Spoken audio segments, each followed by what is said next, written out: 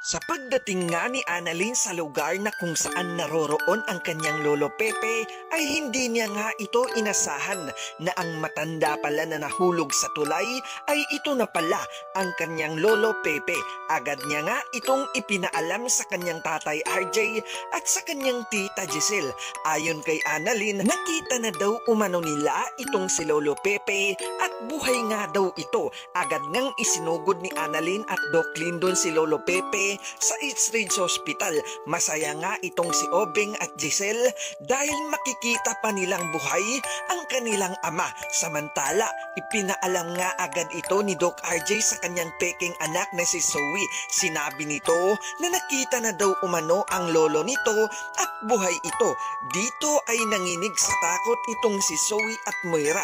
Sinisisi nga ito ni Moira ang kanyang anak dahil kung hindi nga daw ito tinulungan makatakas, sana ay hindi umano ito mangyayari.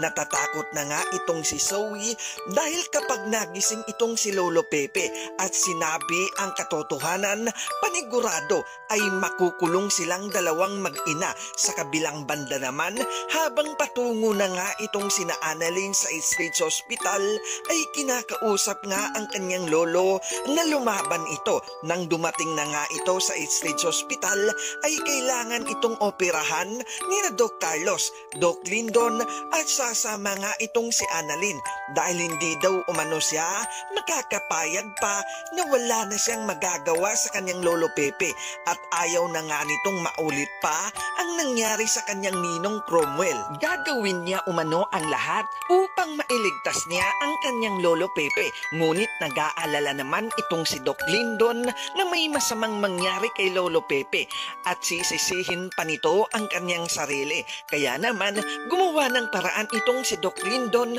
upang mas tumatag pa at makakayanan ni Annalyn ang pag-oopera nito sa kanyang lolo. Samantala, habang nag-aalala nga ang mag-inang Moira at Zoe, ay agad na namang naisip ni Moira itong si Doc Carlos. Dito nga, pipilitin at kukumbinsihin niya itong si Zoe na pakiusapan ito at gumawa ng paraan upang matuluyan na ang matanda.